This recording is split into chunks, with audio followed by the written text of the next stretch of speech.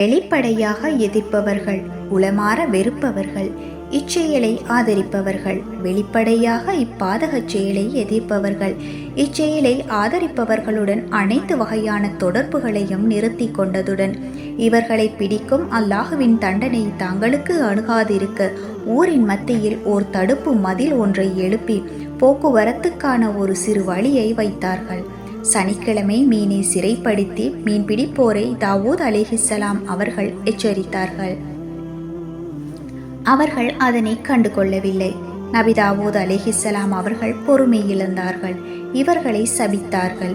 இதன் பின் இவர்கள் வாழ்ந்த பகுதி வெறிச்சோடி கிடந்தன. மனித நடமாட்டம் இல்லாதிருப்பதை அவதானித்தவர்கள் தடுப்பு சுவருக்கு மேலால் எட்டி பார்த்தார்கள். என்ன ஆச்சரியம்! அவர்கள் அனைவரும் குரங்குகளாக உருமாறியிருந்தார்கள். தடுப்பு சுவரை தாண்டி அவர்களை பார்க்கச் சென்றவர்களை குரங்குகளாக உருமாறியவர்கள் தங்கள் உறவினர்களை இனங்கண்டு கட்டிப்பிடித்து கதறி அழுதார்கள். ஆனால் உறவினர்கள் குரங்குகளாக உருமாறியவர்களை இனங்காண முடியாதவர்களாக தவித்தார்கள்.